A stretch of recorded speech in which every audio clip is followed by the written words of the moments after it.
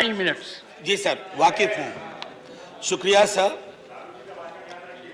बिल्कुल शुक्रिया सभापति महोदय। एक छोटी कहानी से शुरू करना चाहता हूँ। हमारे विश्वविद्यालय में एक शिक्षक थे, वो कह रहे थे कि एक सेठ थे राजस्थान में, अचानक सांप सांप चिल्लाने लगे। तो लोग आए, बोले क्या हुआ? बोला देखो सांप अभी पेट पर से चल के चला गया। बोले काटा तो नहीं ना? बोला नहीं काटा नहीं, रास्ता देख गया है। So when I rise Professor, today, this is my court. Everyone in the house knows. Note of your use. sir, ये तो मैंने कहा है. sir, Go ahead. sir, I would want all of you to give me uninterrupted time. I'll not speak anything which is going to prick you or disturb your rhythm. What I wanted to say, sir, असल में कई वर्ष पूर्व भी देखा इस देश में, आज भी देख रहे हैं। जब बहुत बड़ी सत्ता आती है ना, तो कई ख्यालात आते हैं, कुछ अच्छे होते हैं और कुछ लगता है जिसको हम कहते हैं लोएस्ट हैंगिंग फ्रूट। मैं और मेरी कलीग, सीनियर कलीग जया जी, हम लोग बात कर रहे थे, इतने पावर का करोगे क्या? कम है क्या? इतने राज्यों में सरकार है, केंद्र में सरकार है, 303 का बहुमत है, उसके बावजूद अगर किसी निर्वाचित सरकार को लेकर के ये आपकी प्रणाली हो, कार्य प्रणाली हो, जहां की सुप्रीम को 11 मई को सुप्रीम कोर्ट का ऑब्जर्वेशन हुआ, मेरे कई कलीग कह चुके हैं। संभवतः हमारी सरकार ने सोचा होगा कि वेकेशन में जाने से पूर्व उनको कुछ ऐसा पकड़ा दो कि अवकाश में भी वो सोचते रहे इसके बारे में। तो उन्होंने 19 मई को ये ऑर्डिनेंस लेकर के आए। तो अब जजों का काम था कि इस पर लगातार सोचते रहे।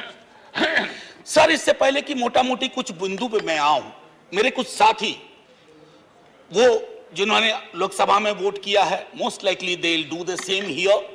हालांकि लोकसभा के बारे में जिक्र नहीं करना चाहता था, माननीय सभापति महोदय, डाइवर्सिटी शब्द का आप बहुत जिक्र करते हैं, हम सब उसमें रिजॉइस करते हैं, हमारी प्राइड है वो।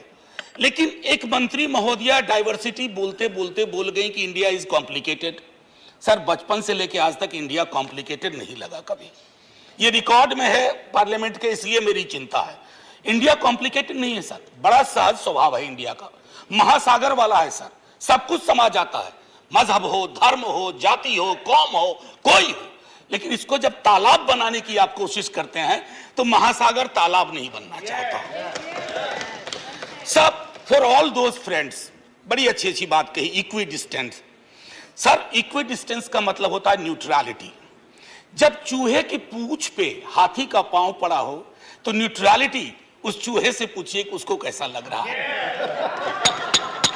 तो मैं समझता हूं, इसलिए सर एक शेर अर्ज किया है, आज बड़े शेर पढ़े गए हैं, सुधांशु जी ने पढ़ा, तो मैं भी एक अर्ज करता हूं सर। ये पड़ोस के मुल्क से आया है। तुम तकल्लुफ को भी इखलास समझते हो फराज, तुम तकल्लुफ को भी इखलास, इखलास मतलब ट्रू फ्रेंडशिप, तुम तकल्लुफ को भी इखलास समझते हो फराज। दोस्त होता नहीं है हर कोई हाथ मिलाने वाला, आपकी पेश नजर है जी। तो मैं ये कहना चाह रहा था sir, at a historical juncture एक चीज और मुझे बड़ी अच्छी लगी उस दिन, हमारे माननीय गृह मंत्री जी ने जवाहरलाल नेहरू जी को कोट किया। एक पल को मुझको लगा कि इस शांति वन में अस्थियां कसमसा गई होंगी, ये हुआ क्या, ये हुआ क्या। फिर अंबेडकर साहब को भी कोट किया, राजा जी को कोट किया, उन्होंने कन्हैयालाल मानिकलाल मुंशी को कोट नहीं किया, एचवी कामत को कोट नहीं किया, जो शायद ज्यादा उनके पक्ष में तर्क आ जाता। सर, विश्वविद्यालय में मैं पढ़ाता हूं तो पीएचडी के स्टूडेंट्स को साइटेशन हम लोग सिखाते हैं, जिसको कहते हैं एथिकल साइटेशन। एथिकल साइटेशन में यह नहीं होता है कि सेमी कोलोन के बाद का ले लिया और शुरू वाला छोड़ दिया। उदाहरण के लिए कहता हूं कि आज तक इस दुनिया में सबको लगता है इस देश में कि मार्क्स ने कहा था कि धर्म अफीम है, religion is the opium for masses. Sorry sir, the entire quote is religion is the sigh of the oppressed creature, the heart of a heartless world, and the soul of soulless condition. It is the opium of people. Sir, अब इसमें क्या किया हमने? सिर्फ opium वाला line निकाल लिया और मार्क्स को कह दिया कि धर्म विरोधी था। सर, मैं इसलिए कहता हूं साइटेशन बहुत इंपॉर्टेंट चीज है। बहरहाल जवाहरलाल जी की अस्थियों को मजा आया होगा, जहां तक मुझको लगता है शांतिवन में। सर, ये मूलतः, मैं इसलिए नहीं कहता कि मैं बीजेपी के कार्यप्रणाली का विरोधी हूं सर, वो एक पॉलिटिकल रियलिटी है, हम भी एक पॉलिटिकल रियलिटी हैं। हम शत्रुता की जुबान से हमें एक दूसरे को संबोधन नहीं करना चाहिए, ना सदन में ना सदन के बाहर। साहब हम इंडियन मुजाहिदीन नहीं है साहब, हम ईस्ट इंडिया कंपनी नहीं है, हम वो भारतवर्ष हैं जिसको महासागर मैंने कहा, और उस महासागर में आप भी हैं हम भी हैं। हम और आप एक दूसरे की कीमत पर नहीं है। तो सर मैं ये कहना चाहता था कि ये प्रतिगामी बिल है सर, आपको घंटी नहीं बजाना पड़ेगा, मैं प्रॉमिस करता हूं, पक्का उसी में खत्म कर दूंगा। सर प्रतिगामी मैंने क्यों कहा, दुनिया देख रही है कि हम कितना प्रोग्रेसिव लेजिस्लेशन ला रहे हैं। सर ये मुझे जो चिंता इसमें ये हो रही है कि माननीय सर्वोच्च न्यायालय ने एक निर्णय दिया, सर कुछ सोच के दिया होगा ना। आप अक्सर कहते हैं कि नेहरू नहीं चाहते थे, अरे नेहरू 56 में नहीं चाहते थे, 67 वर्ष बीत गए हैं, हकीकत नहीं बदलती क्या। नेहरू के टाइम में हम सार्वजनिक क्षेत्रों में कितना ध्यान देते थे और आज हम बेचने पे ध्यान दे रहे हैं। ये फर्क आया है ना सर, चूंकि ये फर्क आया है तो हर हकीकत में फर्क होता है। 56 की दिल्ली और आज की दिल्ली वही नहीं है सर। सर मैं तो अरविंद केजरीवाल जी का बिल ही नहीं मानता हूं, दिल्ली गवर्नमेंट का बिल ही नहीं मानता हूं। मैं तो ये मानता हूं कि सर अगर ये प्रयोग सफल हुआ, अगर सांप ने रास्ता देख लिया, तो कल को उन पर भी गाज गिरेगी जो आज न्यूट्रलिटी और इक्विडिस्टेंट के नाम पर न जाने क्या क्या सोच रहे हैं। सर हम तब भी आपके साथ होंगे, ये तो गारंटी है सर, हमारे पास कोई विकल्प ही नहीं है। परेशान हताश लोगों के पक्ष में खड़ा होना, हम तो कश्मीर चल रहा था उस वक्त आम आदमी पार्टी ने कोई और पोजीशन लिया था, आज उनको समझ में आ रहा होगा कि क्यों उस वक्त वो पोजीशन लिया। और आज मैं ये कह रहा हूं कि कल को किसी राज्य के साथ होगा, हम आपके साथ होंगे। सर सेपरेशन ऑफ पावर को लेकर के मेरे कई कलीग कह चुके हैं, मैं कुछ नहीं कहना चाहता, बस ये 3 चीज कहूंगा सर। अगर ब्यूरोक्रेट्स मिनिस्टर को उत्तरदायी नहीं है सर, ये अराजकता को जन्म नहीं देगी क्या। मैं दिल्ली की जनता, अगर मैं दिल्ली सरकार हूं, मैं दिल्ली की जनता के लिए उत्तरदायी हूं।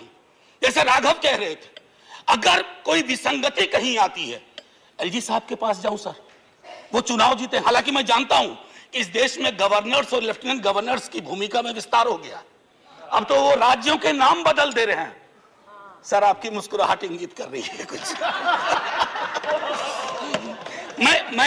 मैं ये कहना चाह रहा था सर, और मैं समझता हूं कि ये बात मैं कह करके, और 239AA के बारे में जो बातें कही गई हैं मैं उसको दोहराना नहीं चाहता, सिर्फ मैं एक चीज पे आऊंगा, quorum.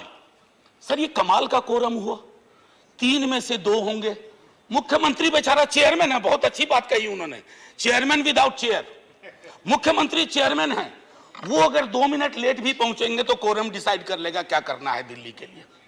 Sir it is not quorum, it is actually an instrument to decimate the very idea of elected government. Sir sir घंटी मत बजाइए, केशव राव जी की श्रेणी में 1.5-2 मिनट और ले लूंगा।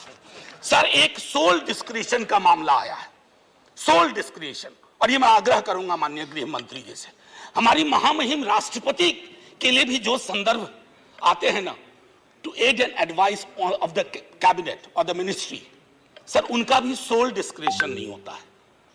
ये तो एक तरह से मुझे सोललेस डिस्क्रिशन दिख रहा है, आत्मा विहीन डिस्क्रिशन। सर ये उसमें नहीं फिट बैठता है। सर एक और चीज, मैं अभी कल गूगल कर रहा था सर, फेडरलिज्म पर 2 बहुत महत्वपूर्ण कोट मिले इंटरेस्टिंग लोगों के, एक चंद्रबाबू नायडू जी का, एक नवीन पटनायक जी का। वो कोट मैं पढ़ना नहीं चाहता हूं, बस मैं बता देना चाहता हूं। आखिरी सर, ये पेशे नजर तमाम लोगों के जो कहते हैं, अपील करते हैं कि साहब मदद करो इस बिल पे, तो दुष्यंत जी कह के गए थे कि उनकी अपील है कि हम उनकी मदद करें, चाकू की पसलियों से गुजारिश तो देखिए। सर ये चाकू पसलियों से कह रही है हमारी मदद करो। सर ये आसान मामला नहीं है। जय हिंद सर, जय हिंद।